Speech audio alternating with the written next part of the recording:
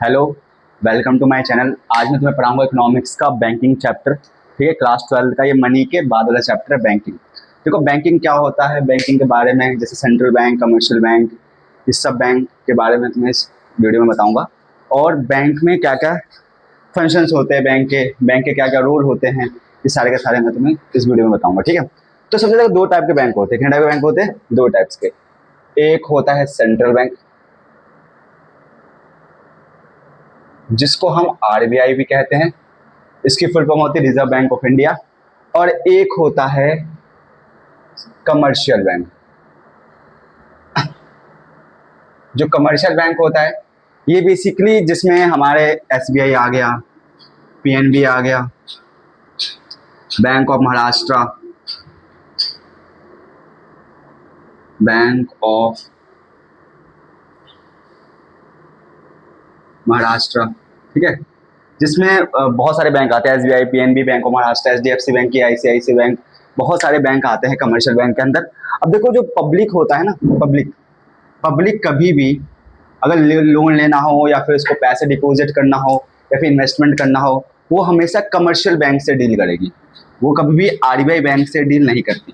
ठीक है, मतलब जितने भी पब्लिक होते हैं वो हमेशा कमर्शियल बैंक से डील करती है, आरबीआई से कभी डील नहीं करेगी। बिकॉज जो आरबीआई होता है ना, आरबीआई कमर्शियल बैंक का भी बैंक होता है। मतलब कमर्शियल बैंक को कंट्रोल करने का काम, कमर्शियल बैंक के जितने भी फंक्शंस होते हैं उसको कंट्रोल करने का काम सेंट्रल बैंक करता है। तो सेंट्रल बैंक कभी भी पब्लिक के साथ डील नहीं करती, हमेशा पब्लिक किसके साथ डील करती है? कमर्शियल बैंक के साथ। ठीक है, इस वीडियो में तुम्हें बताऊंगा मैं सेंट्रल बैंक क्या होता है, सेंट्रल बैंक के फंक्शंस बता दूंगा। ठीक है, और सेंट्रल बैंक किस तरह से मनी सप्लाई को कंट्रोल करती है, ठीक है, कौन सी पॉलिसी से कंट्रोल करती है, वो भी मैं तुम्हें इस वीडियो में बताऊंगा। बस आज सेंट्रल बैंक पढ़ते, कमर्शियल बैंक में नेक्स्ट वीडियो में बताऊंगा। ठीक है, तो सेंट्रल बैंक तो क्या होता है?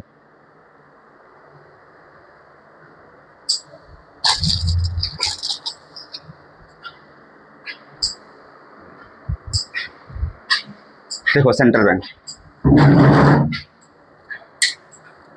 देखो सेंट्रल बैंक ध्यान समझो। तो central bank is an apex bank. Central bank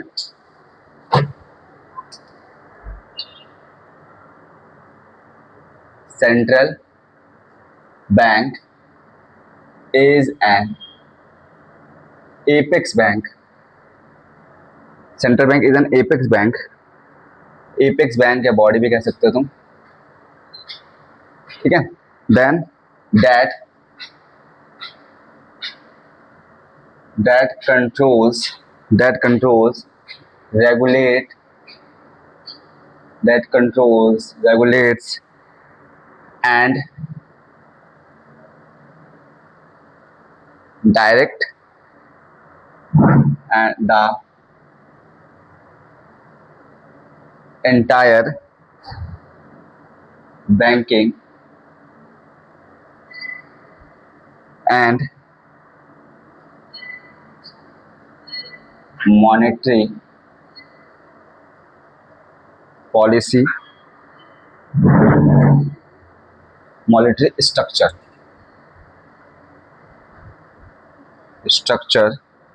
of the country,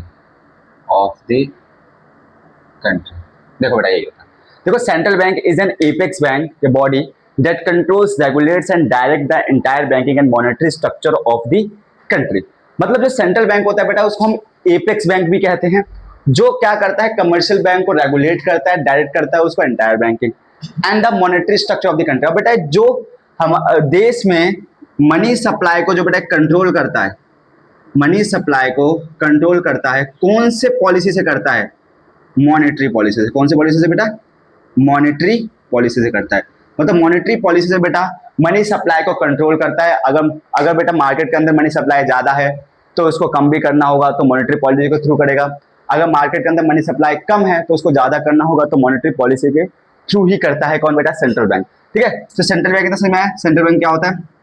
The central bank is an apex body that controls, regulates and directs the entire banking and monetary policy is also known as central bank। ठीक है बेटा, तो ध्यान समझ में आ गया। अब आगे देखो बेटा सेंट्रल बैंक में क्या क्या क्या होता है।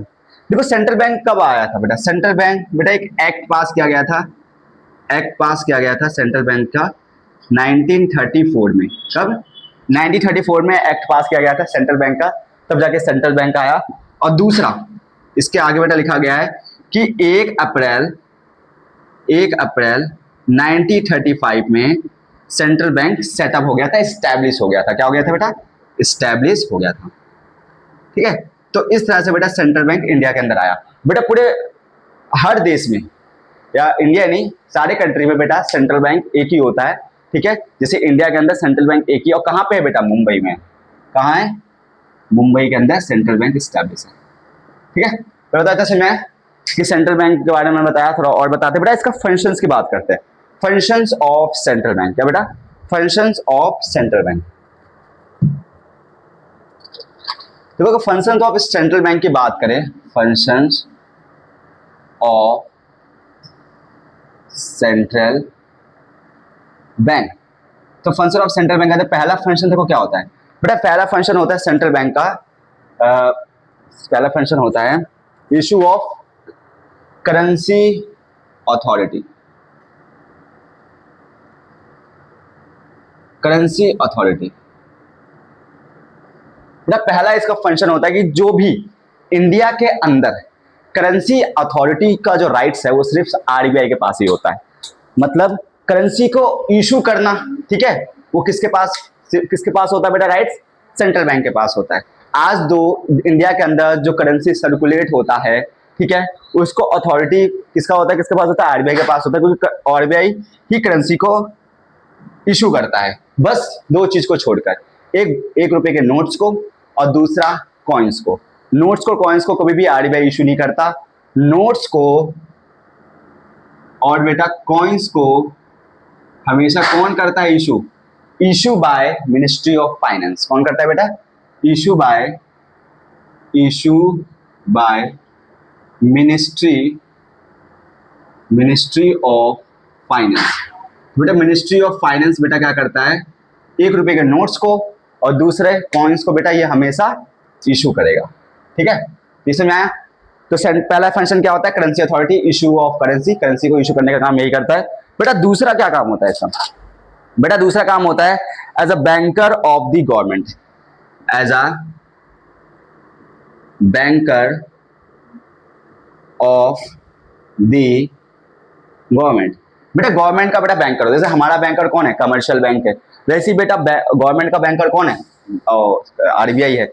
मतलब गवर्नमेंट को बेटा पूरी तरह से लीड करता है, कंट्रोल करता है। देखो हमेशा ये एक तरह से ना गवर्नमेंट को ना रेगुलेट करने का काम भी करता है। गवर्नमेंट को किस तरह से इन्वेस्टमेंट करना चाहिए, गवर्नमेंट को किस तरह से बेटा पैसा लगाना चाहिए, मतलब सब कुछ बेटा कौन बताता है?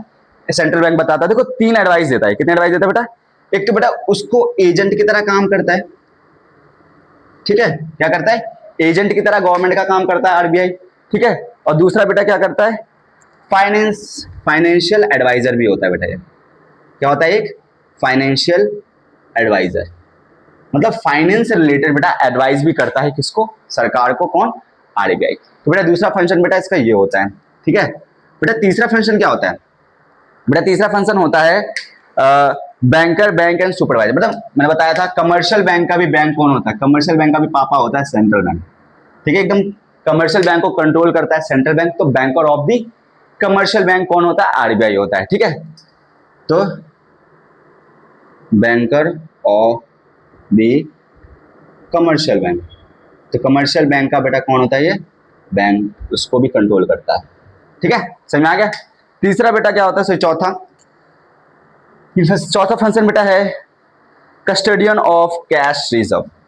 मतलब कस्टोडियन ऑफ कैश रिजर्व्स, मतलब ये क्या करता है बेटा? देखो इसका मतलब मैं बताता हूँ। कस्टोडियन ऑफ कैश रिजर्व मतलब होता है कि अगर मान लो, इधर मिटा देता हूं, देखो मान लो अगर बैंक के पास, सॉरी कमर्शियल बैंक के पास अगर 100 रुपए डिपॉजिट होते हैं, मान लो इसके पास 100 रुपए डिपॉजिट किया जाता है किसके पास? कमर्शियल बैंक के पास। तो बेटा एक सारा पैसा कभी भी लोन के तौर पर प्रोवाइड नहीं करेगा। ये सारा पैसा कभी लोन पे नहीं देगा ये, बिकॉज क्यों? अगर सारा पैसा लोन पे दे देगा, बाय चांस अगर इसको बाय फ्यूचर कुछ प्रॉब्लम क्रिएट हो जाए तो कैसे, किस तरह से मैनेज करेगा ये? बेटा हमें क्या करता है, अगर 100 रुपए बस इसके पास जमा हो जाता है तो कभी भी सारा पैसा कभी भी क्या नहीं देता? लोन पे नहीं देता। मानो इसमें से 10%, कितना परसेंट? 10% वो क्या करेगा, 10% बेटा वो आरबीआई के पास डिपॉजिट कर देगा। कितने परसेंट? 10% वो आरबीआई के पास डिपॉजिट कर देगा, ठीक है। और इसमें जो 90 रुपए होंगे, मतलब 10% कितना होगा, मतलब 10 रुपए, तो 10 रुपए कहाँ डिपॉजिट कर देगा, आरबीआई के पास कर देगा। बाकी जो 90 रुपीज होंगे उसमें से लोन में प्रोवाइड कर दे, कुछ अपने पास भी रख ले, ठीक है। तो इस तरह से बेटा क्या करता है, कस्टोडियन ऑफ कैश रिजर्व कभी भी सारा पैसा कभी भी लोन के फॉर्म में प्रोवाइड नहीं करता कमर्शियल बैंक। कुछ परसेंट, 5%, 10%, 20% उसको आरबीआई के पास डिपॉजिट करना पड़ता है। इसी को हम कहते हैं कस्टोडियन ऑफ कैश रिजर्व्स, ठीक है। बेटा पांचवा क्या होता है इसका, पांचवा पॉइंट, बेटा पांचवा पॉइंट है क्लियरिंग हाउस, ठीक है, या फिर ये कह सकते हो lender of the last resort. Lender of the last resorts, क्या बेटा, lender of the last resort, इसका मतलब होता है लास्ट ऑप्शन। क्या बेटा, लास्ट ऑप्शन, मतलब तुम्हें बताता हूं इसका लास्ट ऑप्शन मतलब कि अगर मान लो कमर्शियल बैंक का कुछ प्रॉब्लम हो गई, ठीक है, उसको कहीं से पैसा नहीं मिल रहा। अगर मान लो आरबीआई नहीं है इंडिया के अंदर, मान लो सपोज करो कि RBI is not present in India, RBI नहीं है इंडिया के अंदर, बस commercial bank, only commercial bank ही कंट्रोल करती है पूरी इंडिया को, जितने भी रूल्स होते हैं, ठीक है, मतलब फाइनेंस से रिलेटेड। तो मान लो कमर्शियल बैंक को कुछ प्रॉब्लम हो जाती है, मतलब इसके पास पैसे नहीं होते, इसको लोन देना होता है किसी को, तो कहां से पैसा अरेंज करेगी है? तो यहाँ पे बेटा लास्ट ऑप्शन पे बेटा आरबीआई इसको कंट्रोल करता है, आरबीआई इसकी मदद करता है। मान लो जैसे कि पीएनबी है, पीएनबी के पास बेटा पैसे है, इसको लोन देना है, लेकिन इसके पास पैसे नहीं है, तो क्या करेगा, इसकी हेल्प कौन करता है, आरबीआई करता है। तो आरबीआई एक लास्ट ऑप्शन होता है जो किसी भी कमर्शियल बैंक को, बहुत सारे कमर्शियल बैंक होते हैं, कमर्शियल बैंक के बहुत सारे अंदर बैंक होते हैं, किसी भी बैंकों को कुछ प्रॉब्लम हो जाती है, पैसों से रिलेटेड लोन देना है, कुछ भी करना है, तो उसको मदद करने का काम हमेशा आरबीआई करती है। तो इसी को बेटा lender of the last resort कहते हैं, ठीक है। लास्ट बेटा पॉइंट है इसका क्लियरिंग हाउस। क्या बेटा, क्लियरिंग हाउस, ठीक है। क्लियरिंग हाउस मतलब क्या होता है, मान लो जैसे कि ट्रांजैक्शंस में कुछ प्रॉब्लम हो गई, मतलब इंटर कमर्शियल बैंक में कुछ प्रॉब्लम होगी ट्रांजैक्शंस के अंदर, मान लो पीएनबी और एसबीआई को आपस में ट्रांजैक्शन करने हैं, बट लेकिन बेटा प्रॉब्लम क्रिएट हुई, ट्रांजैक्शन नहीं हो पा रहा। बट आरबीआई के पास तो सारे बैंक के अकाउंट्स होते हैं, आरबीआई के पास तो सारे बैंक के अकाउंट्स होते हैं ना, पीएनबी का भी होता है, बैंक ऑफ महाराष्ट्र का भी होता है, आईसीआई बैंक का भी होता है, मतलब एचडीएफसी बैंक, सब सारे बैंक से इसका अकाउंट सेंट्रल बैंक के पास प्रेजेंट होता है। अगर मान लो किसी भी दो कमर्शियल बैंक में ट्रांजैक्शंस में कुछ प्रॉब्लम क्रिएट हो जाती है, तो वो ट्रांजैक्शंस को भी सॉर्ट आउट करने का काम सेंट्रल बैंक करती है, ठीक है, दैट्स इट। तो इस तरह से बेटा क्या करता है, सेंट्रल बैंक कंट्रोल करता है कमर्शियल बैंक को भी, और सेंट्रल बैंक बेटा मनी सप्लाई को भी कंट्रोल करता है, मैंने बताया था। मनी सप्लाई को कंट्रोल करने का काम बेटा कौन करता है, सेंट्रल बैंक करता है। अगर मार्केट के अंदर इन्फ्लेशन है तब भी बेटा ये कम कर देगा, डिफ्लेशन है तो ज्यादा कर देगा, ठीक है। और कौन से पॉलिसी से करता है, हमेशा मॉनेटरी पॉलिसी, ठीक है। देखो बैंक हमेशा जो भी कंट्रोल करती है मॉनेटरी पॉलिसी से करती है, और सरकार जो भी कंट्रोल करेगी पूरे देश को वो फिस्कल पॉलिसी से करती है। फिस्कल पॉलिसी में तो बताऊंगा गवर्नमेंट बजट वाले चैप्टर में, ठीक है, दैट्स इट, ठीक है। इस वीडियो में हम इतना ही पढ़ते हैं, मैंने तुम्हें बता दिया सेंट्रल बैंक के बारे में, सेंट्रल बैंक के फंक्शंस बता दिए। नेक्स्ट वीडियो में तुम्हें मैं कमर्शियल बैंक के बारे में बताऊंगा, और देन उसके बाद में किस तरह से मनी सप्लाई किस तरह से कंट्रोल करती है, इसके बहुत सारे बेटा इसके भी ऑब्जेक्टिव्स है, वो सब बताऊंगा तुम्हें। That's it, thank you, subscribe like करें।